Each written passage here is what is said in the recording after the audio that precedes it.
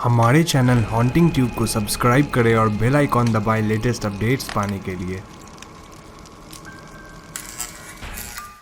दोस्तों, पिछले वीडियो में हमने the haunting of Bly Manor के पहले 5 एपिसोड्स की कहानी को जाना था और आज के इस वीडियो में हम इस शो के आखिरी 4 एपिसोड्स की कहानी को जानते हुए इस शो से रिलेटेड कुछ थियरीज को डिस्कस करेंगे। यहाँ मैं आपको बता दूं कि अगर आपने मेरी पिछली वीडियो नहीं देखी है तो आपको कुछ ज़्यादा समझ नहीं आएगा, तो आई वुड हाईली रिकमेंड कि आप पहले the haunting of Bly Manor के पार्ट 1 को देख लें and then you can come back to watch this video. So now with that said, let's roll the intro.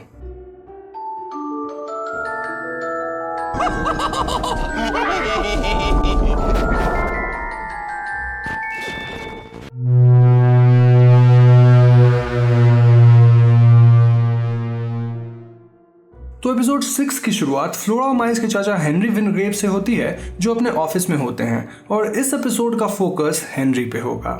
हमें मालूम पड़ता है कि हेनरी को घर से ज़्यादा ऑफिस में रहना पसंद था और वो फ्लोरा एंड माइल्स के लाइव्स में ज़्यादा इंटरेस्ट नहीं लेते थे।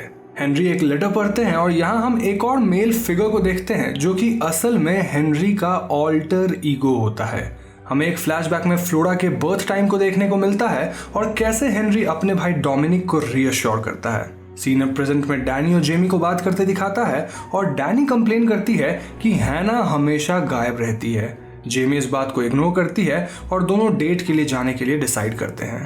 तभी वो दोनों मैनर के ग्राउंड्स पर फ्लोरा को चलते देखते हैं और फ्लोरा उनसे कहती है कि शी जस्ट वोक अप। यहाँ हम व्यूज देखते हैं कि एक हाथ फ्लोरा के हेड को टच करता है और फ्लोरा फिर से उठती है but in her bed.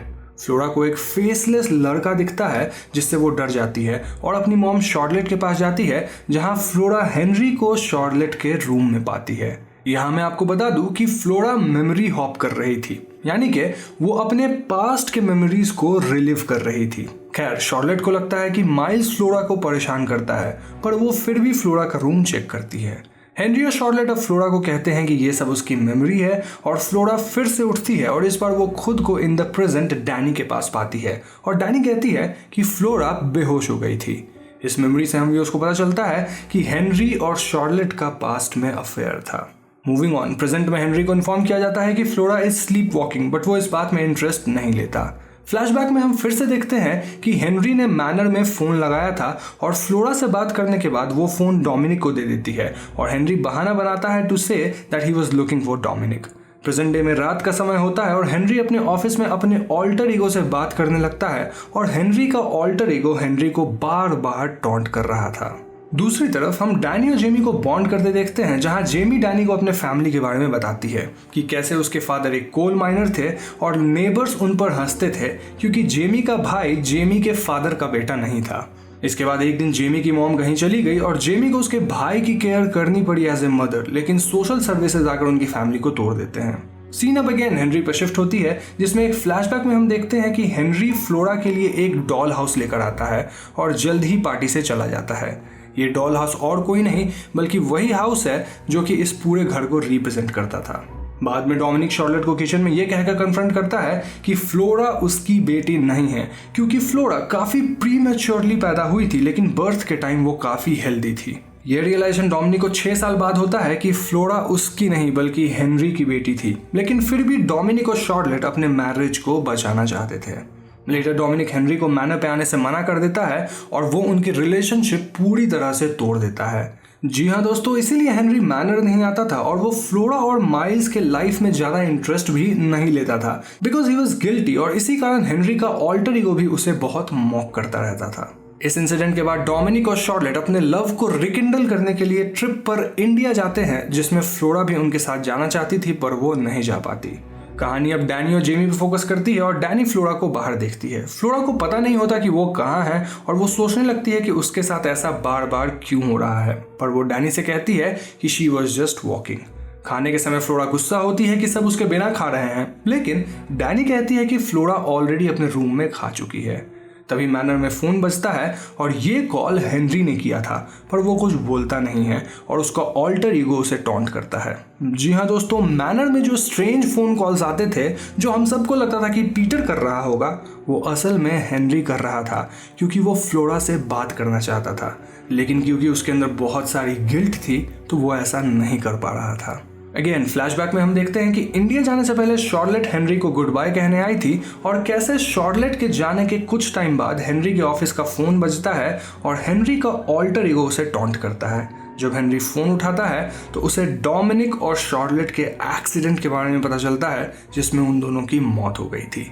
Present day में हेनरी याद करता है कि कैसे ये न्यूज़ पाने के बाद उसने फ्लोरा को कॉल किया था और ये टेरिबल न्यूज़ डिलीवर की थी। ये सीन थोड़ा इमोशनल था और हम देखते हैं कि हेनरी डिसाइड करता है कि वो पास्ट के गिल्ट से मूव ऑन करके मैनर वापस जाएगा to check on the kids.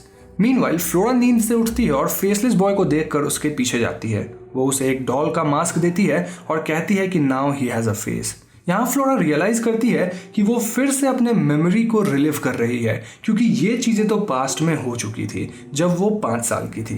Flora नींद से उठती है इन द प्रेजेंट डे और कहती है कि she does not like this game anymore. हम रेबेका के स्पिरिट को फ्लोरा के पास देखते हैं और फ्लोरा उसे कहती है कि miles was being strange.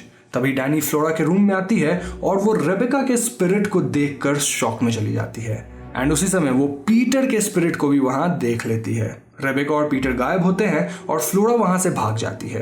Danny flora के पीछे जाती है in the forbidden part of the manner और माइल्स पीछे से डैनी पर अटैक करता है जिससे डैनी बेहोश हो जाती है।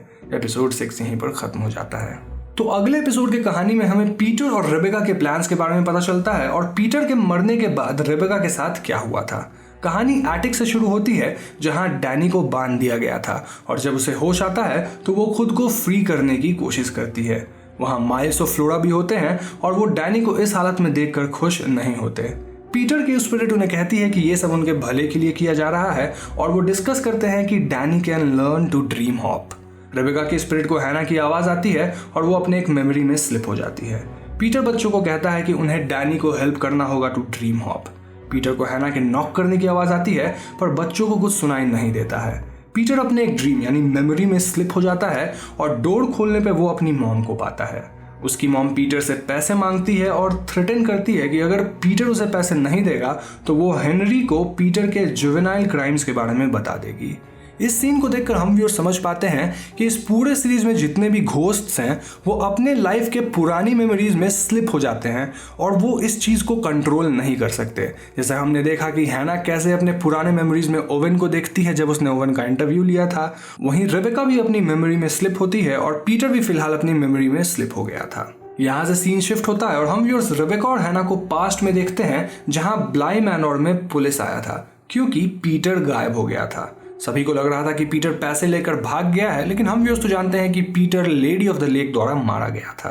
यहाँ हैना ऑफिसर को बताती है कि पीटर मैनर से चोरी कर रहा था और रेबेका कहती है कि उसे इसके बारे में कुछ पता नहीं था। असल में ये पूरी सीन रेबेका की एक मेमोरी थी, यानी रेबेका ड्रीम हॉप कर रही थी और इस सीन के बाद वो फिर से ड्रीम हॉप करती है जहाँ माइल्स उसे कहता है कि ही कैन नॉट स्लीप।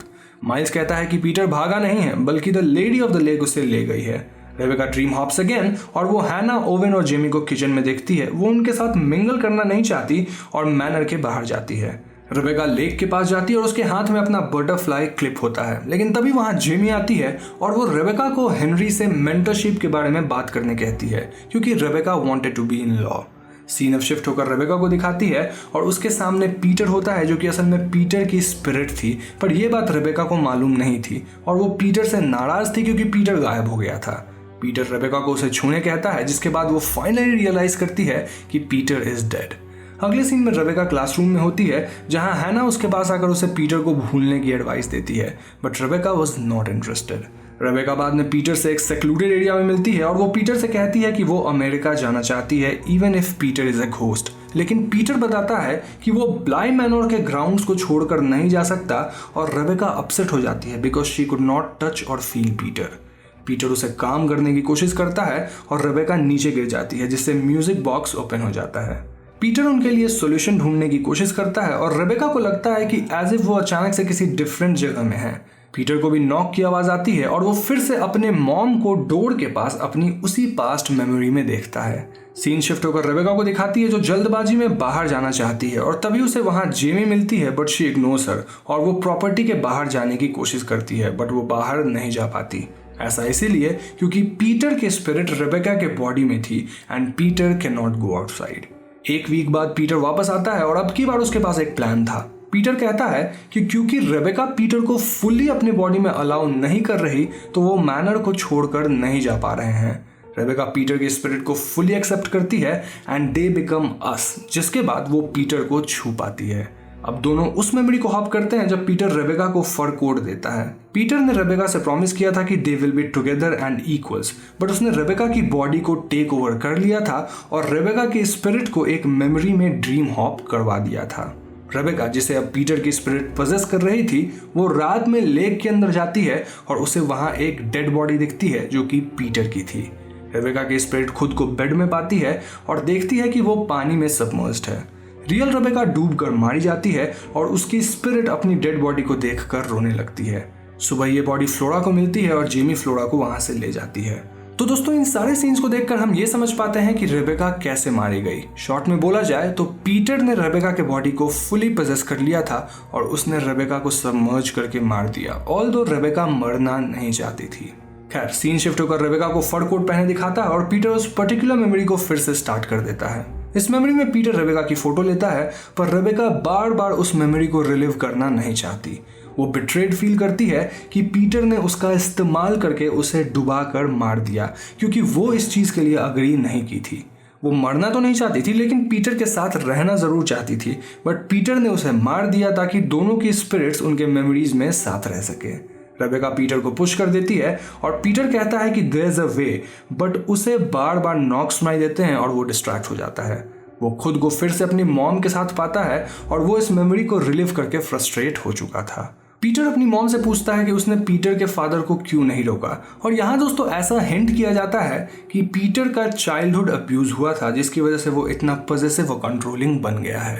खैर, प्रेजेंट में पीटर डैनी के पास आता है और वहां रेबेका भी आती है। पीटर बच्चों को प्रॉमिस करता है कि अगर वो उसकी बात मानेंगे तो वो अपने पेरेंट्स के साथ अपने फॉरएवर हाउस में रह सकते हैं। जी हाँ दोस्तों, पीटर का प्लान ईविल था। वो चाहता था कि वो और रेबेका बच्चों के बॉडीज को टेक ओवर करें और बच्चों की स्पिरिट्स को ब्लाई मैनर के उन मेमोरीज में जहां वो अपने पेरेंट्स के साथ होंगे वहां कैद कर सके। बट रेबेका इस प्लान से फुली कन्विंस नहीं थी, क्योंकि अंदर से रेबेका एक अच्छी इंसान थी। पीटर एटिक में रह रहे एक फेसलेस औरत को दिखाता है और कहता है कि वो नहीं चाहता कि उनके साथ भी ऐसा ही हो। यहाँ हम ये समझ पाते हैं कि जो भी स्पिरिट इस मैनर में काफी टाइम तक रहती है वो एकदम फेसलेस हो जाती है। माइल्स पीटर को परमिशन दे देता है, जिसके बाद वो कहते हैं it's me, it's you, it's us, और ऐसा करने के ठीक बाद पीटर और माइल्स एक हो जाते हैं।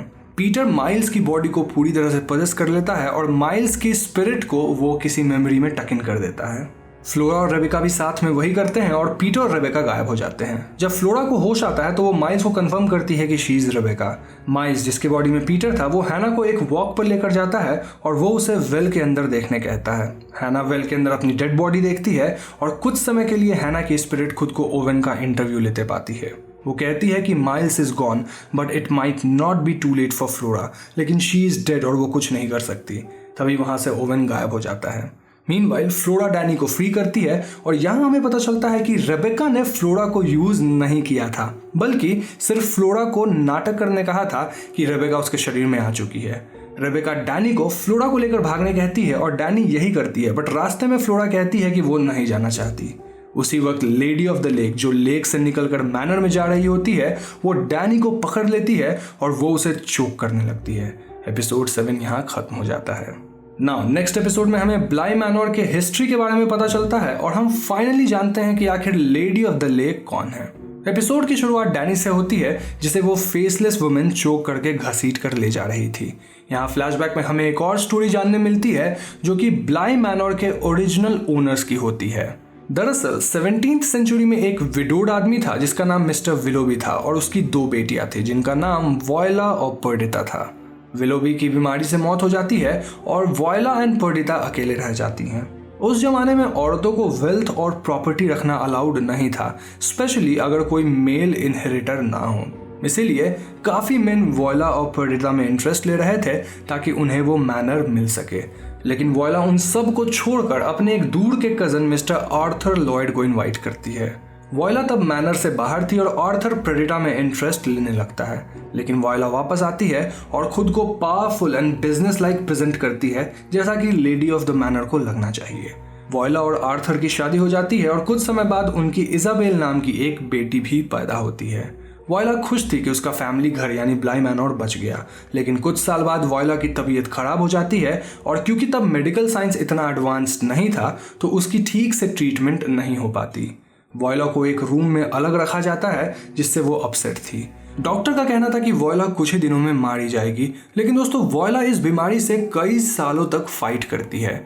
यहाँ हमें यह भी बताया जाता है कि कई बार मौत एक कैरेज में उनके मैनर तक आया था, लेकिन वॉयला हर बार उसको मना करती थी, जिसके बाद अब मौत मैनर में आना ही बंद कर दिया। मीनवाइल आर्थर और पेर्डिता थोड़ा क्लोज होते हैं और वॉयला ये सब देखकर अपसेट हो जाती है। इस वजह से वॉयला पेर्डिता पे हाथ भी उठाती है, पर पेर्डिता इसे इग्नोर करके वॉयला की देखभाल करती है। वॉयला अपने सारे गारमेंट, ज्वेल सब कुछ एक ट्रंक में पैक करके रखती है और वो इसकी की आर्थर को देती है। वॉयला का कहना था कि ये सब उसकी बेटी इजाबेल के लिए है ताकि जब वो बड़ी हो जाए तो वो इन्हें इस्तेमाल कर सके। आर्थर रेगुलरली काम से मैनर से बाहर जाता था और एक दिन पेर्डिता, जो कि वॉयला के इंसल्ट्स और उसके मार से तंग आ चुकी थी, वो वॉयला को चोक करके मार देती है।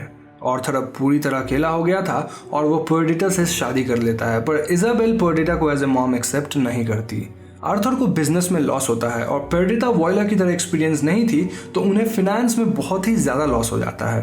पेर्डिता आर्थर को वॉयला के ट्रंक, जिसमें बेशकीमती चीजें थी, उसके सामान को यूज करने के लिए कहती है, पर आर्थर इनकार कर देता है और पेर्डिता अपसेट होती है। एक रात पेर्डिता चुपके से उस ट्रंक को खोलती है और उस ट्रंक से वॉयला के घोस्टली हाथ पेर्डिता को चोक करके मार देते हैं। सीन शिफ्ट होकर अब उस इंसिडेंट को दिखाता है जब पेर्डिता ने वॉयला को मारा था और उसके बाद वॉयला की स्पिरिट एक रूम में कैद हो गई थी क्योंकि शी वॉज वेंजफुल। ये रूम और कुछ नहीं बल्कि वॉयला के ट्रंक का एक रिप्रेजेंटेशन था जहां उसकी स्पिरिट फंस गई थी। वॉयला उस ट्रंक यानी रूम में सोती, उठती और फिर चलती रहती थी, पर वो रूम से बाहर नहीं जा पाती थी। समय बीतता गया और वॉयला अपने डेथ को एक्सेप्ट कर लेती है and that everyone has moved on, और वो सोच लेती है कि she is in a dream. Voila was expecting कि एक दिन उसकी बेटी इजाबेल इस ट्रंक को खोलेगी ताकि वो वॉयला की बेशकीमती जेवर और कपड़े इनहेरिट कर सके, और वो सब देखकर वॉयला बहुत ही खुश हो। लेकिन दोस्तों हम जान ही चुके हैं कि पेर्डिता ने ट्रंक को खोला था और वॉयला उसे देखकर इतना गुस्सा होती है कि वो पेर्डिता को चोक करके मार देती है।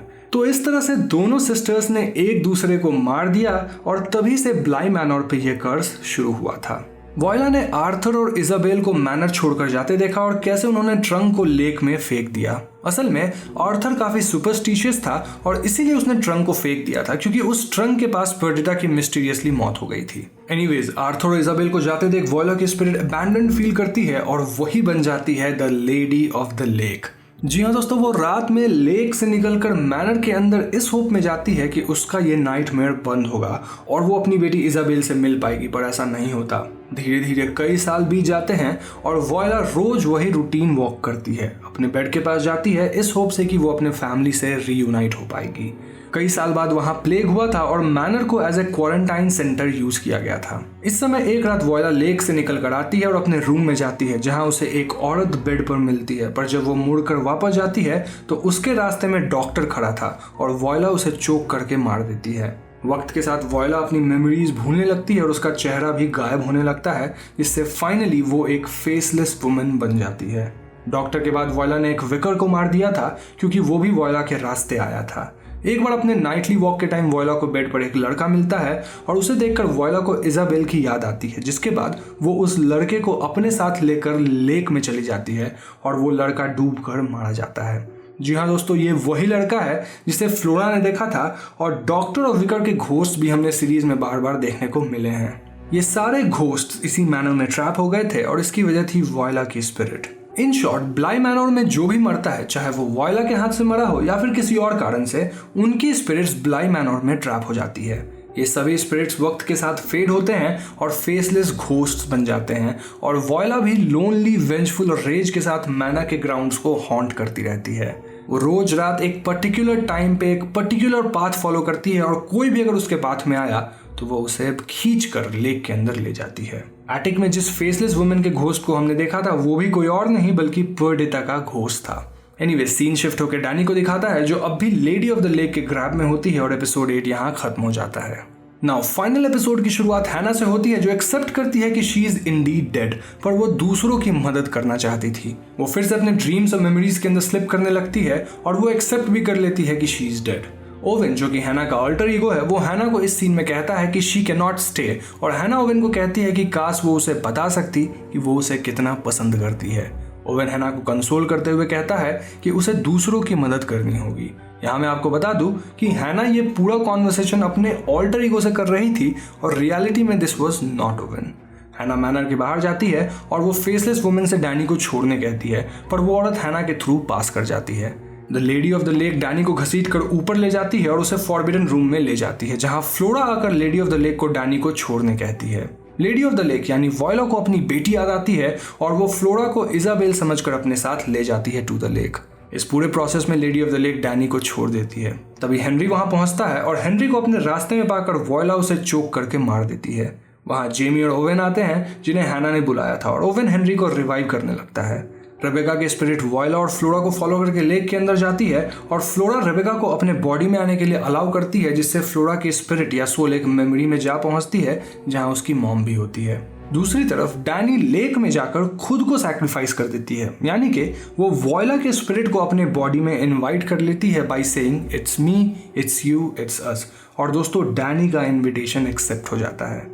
यहाँ कुछ लोग पूछ सकते हैं कि रेबेका ने फ्लोरा के बॉडी को क्यों इनहैबिट किया, तो आई थिंक क्योंकि वो नहीं चाहते थे कि फ्लोरा को पता चले और उसे डेथ का एक्सपीरियंस ना हो। खैर दूसरी तरफ ओवेन हेनरी को रिवाइव कर लेता है क्योंकि हेनरी पूरी तरह से नहीं मरा था and he was stuck between life and death.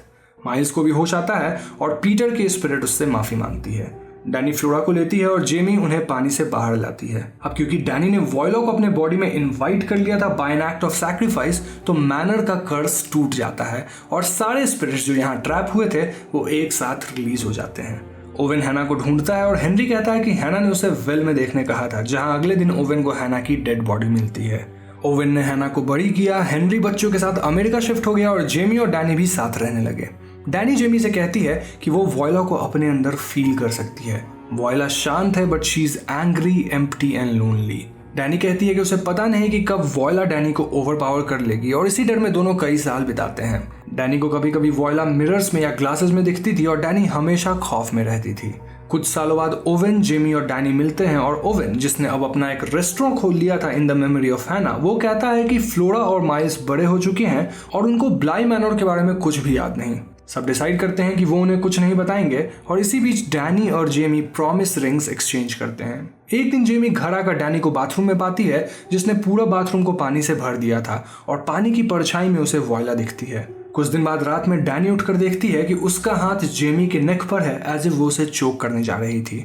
इस पॉइंट पे डैनी को पता लग गया था कि वॉयला की स्पिरिट उसे धीरे धीरे ओवरपावर करने लगी है और वो खुद ब्लाई मैनर जाकर लेक में डूबकर अपनी जान दे देती है। जब जेमी को उसका नोट मिलता है तो जेमी मैनर वापस जाती है और डैनी की बॉडी को लेक में पाती है। जेमी डैनी की स्पिरिट को it's me, it's you, it's us बोल के अपनी बॉडी में इनवाइट करती है। पर दोस्तों अब लेडी ऑफ द लेक सिर्फ वेंजफुल वॉयला नहीं थी बल्कि डैनी भी थी, जो खुद को सैक्रिफाइस कर चुकी थी। डैनी कभी भी किसी और को सैक्रिफाइस नहीं होने देती और अब लेडी ऑफ द लेक भी एकदम हार्मलेस हो चुकी थी। जेमी डैनी का वेट सालों तक करती रही इस उम्मीद में कि कभी किसी मिरर में उसे डैनी मिलेगी, बट ऐसा नहीं हुआ। सीन अब वापस शो के बिगनिंग में दिखाए गए बूढ़ी औरत को दिखाता है जो ये स्टोरी बता रही थी। वो कहती है कि डैनी की मेमोरीज उस लेक में धीरे धीरे फेड हो गए और वही अब लेडी ऑफ द लेक है जो ब्लाई मैनर में हार्मलेसली घूमती है। सभी गेस्ट्स पूछते हैं if this story was true और वो औरत इसका कोई क्लियर आंसर नहीं देती। ब्राइड कहती है कि ये एक घोस्ट स्टोरी नहीं बल्कि एक लव स्टोरी है और यहाँ हमें पता चलता है कि वो ब्राइड और कोई नहीं बल्कि फ्लोरा है। अगले दिन शादी में हमें पता चलता है कि वो बूढ़ी औरत जेमी है और वहाँ माइल्स, ओवेन और हेनरी भी हैं। वेडिंग के बाद जेमी घर जाती है जहाँ वो अपना डोर थोड़ा खुला रखती है और बाथरूम में बाथ वाटर रेडी करती है, जिसके बाद वो चेयर पर रेस्ट करती है। वो आज भी डैनी का वेट कर रही थी और हम एक हाथ देखते हैं जिसमें डैनी का स्वेटर दिखता है और उसकी प्रॉमिस रिंग भी होती है और ये हाथ जेमी के शोल्डर पे रेस्ट करता है। शो यहाँ खत्म हो जाता है। तो दोस्तों ये थी the haunting of Bly Manor की कहानी और जैसा कि आपने देखा कि ये एक बहुत ही इमोशनल कहानी है जहाँ एक गॉथिक लव स्टोरी को दिखाया गया है। मैंने इस शो के कंफ्यूजिंग पार्ट्स और कुछ थियोरीज को शो के स्टोरी के साथ ही कवर कर दिया है, पर कुछ स्पेसिफिक थ्योरीज हैं जिन्हें मैं अब आपके साथ शेयर करूंगा। तो सबसे पहला सवाल ये कि कुछ घोस्ट ह्यूमन को क्यों छू पाते थे और कुछ क्यों नहीं। तो उसमें क्रिएटर्स ने डेथ के एक्सेप्टेंस को दिखाया है। जब स्पिरिट्स एक्सेप्ट कर लेते हैं कि वो मर चुके हैं तो वो ह्यूमन से इंटरेक्ट नहीं कर पाते और उन्हें ह्यूमंस की परमिशन चाहिए to take over their body. Show में हमने हैना को चर्च में कई बार कैंडल जलाते देखा था और ये हमेशा 4 कैंडल्स होते थे, 1 for Rebecca, 2 for Dominic and Charlotte and 1 for her. और ये आखिरी कैंडल कभी फ्लिकर नहीं करता था because Hannah was stuck between life and death. एक और क्वेश्चन ये है कि वॉयला डैनी को क्यों नहीं चोक कर देती जबकि बाकी सारे विक्टिम्स को उसने तुरंत मार दिया था। तो आई थिंक कि सबसे पहले तो वो सिर्फ उन्हें मारती थी जो उसके रास्ते में आते थे। आपको याद होगा कि उसने डॉक्टर को प्लेग के समय मारा था पर उस औरत को नहीं जो बेड पर थी। अब सारे विक्टिम्स को वो तब मारती थी जब वो मैनर से लेक वापस जा रही थी, पर in case of Danny she was going to the manor from the lake. I am guessing कि वो अपनी बेटी को न पाने के फ्रस्ट्रेशन से अपने रिटर्न वॉक में ज्यादा एंग्री होती होगी। पर फिर उसने हेनरी को क्यों चोक किया? वेल बिकॉज वो तब फ्लोरा को इजाबेल समझकर लेक में ले जा रही थी और हेनरी उसके रास्ते में आ रहा था। एक सवाल ये भी है कि आखिर पीटर का प्लान क्या था? वेल उसे लाइफ में एक सेकंड चांस चाहिए था और इसीलिए वो माइल्स को इमोशनली कंट्रोल करता है ताकि वो उसकी बॉडी में खुद को इनिशिएट कर सके। पर कर्स के टूटने से पीटर भी आज़ाद हो जाता है। इस शो का मेन थीम है अपने पास्ट से मूव ऑन करना और अपने विशेस को परे रखकर दूसरों के बारे में सोचना। सभी ह्यूमंस और घोस्ट्स इसी से स्ट्रगल करते हैं जो पर्डिटा का बिट्रेयल और वॉयला के वेंजेंस से शुरू होता है एंड अल्टीमेटली डैनी के सेल्फलेस एक्ट से ये कर्स टूटता है। इस सीजन में भी हिल हाउस की तरह काफी हिडन घोस्ट्स हैं जो कि उस मरे हुए डॉक्टर, विकर और छोटे लड़के के होते हैं और इन घोस्ट्स को आप अलग अलग एपिसोड्स के बैकग्राउंड में देख पाएंगे। यहाँ एक और खास बात यह है कि the haunting of hill house और ब्लाई मैनर में काफी सिमिलरिटीज हैं। लाइक नेल एंड डैनी का नेकलेस दोनों सीरीज में सेम है। इनफैक्ट इन दोनों सीरीज के कैरेक्टर्स ऑलमोस्ट सिमिलर लोगों ने प्ले किया है। Now coming to the review, मुझे पर्सनली ये सीरीज काफी पसंद आई और इसे देखकर ही आप इसकी खूबसूरती का अंदाजा लगा सकते हैं। यहाँ मेरे हिसाब से सिर्फ एक बहुत मेजर वीक पॉइंट थी और वो ये कि सीरीज के फर्स्ट 4 एपिसोड्स कुछ ज्यादा ही स्लो हैं। आई मीन आपको इन्हें देखते वक्त बहुत ज्यादा बोर होगा, लेकिन 5th एपिसोड के एंड से ये सीरीज अपना पेस पकड़ती है और देन एंड तक ये काफी अच्छी हो जाती है। The best part for me were the characters of this show, क्योंकि यहाँ कोई भी कैरेक्टर बहुत अच्छा या बहुत बुरा नहीं है। आई मीन अक्सर फिल्मों में हम क्या देखते हैं कि हीरो एकदम दूध का दूल्हा है, उससे अच्छा इंसान इस पूरे दुनिया में कोई नहीं है और विलन एकदम बदमाश है, मतलब एकदम घटिया आदमी। लेकिन यहाँ सब के अंदर अच्छाई और बुराई दोनों थी। फॉर एग्जाम्पल पीटर बहुत ईविल था लेकिन बचपन में उसे अब्यूज सहना पड़ा था। इनफैक्ट वो रेबेका से बहुत प्यार करता था, इतना कि उसका प्यार टॉक्सिक हो गया। डैनी काफ़ी अच्छी थी लेकिन उसने एडमंड को बहुत देर से अपना डिसीजन बताया। ओवेन वॉज रियली गुड लेकिन वो अपनी मॉम के मरने पर रिलीव्ड फील करता है and voila was also evil लेकिन वो अपनी बेटी को बहुत प्यार करती थी।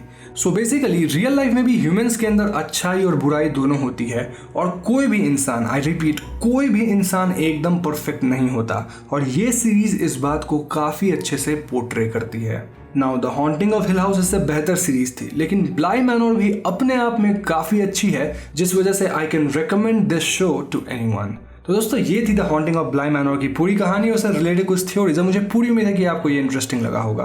अगर वीडियो पसंद आई हो तो इसे लाइक और शेयर जरूर करें और अगर आप ऐसे ही वीडियोस देखना चाहते हैं तो हमारे चैनल हॉन्टिंग ट्यूब को सब्सक्राइब करके बेल आइकॉन को जरूर दबा दीजिएगा क्योंकि हम अपने चैनल पर ऐसी वीडियोज़ लाते रहते हैं। पीस।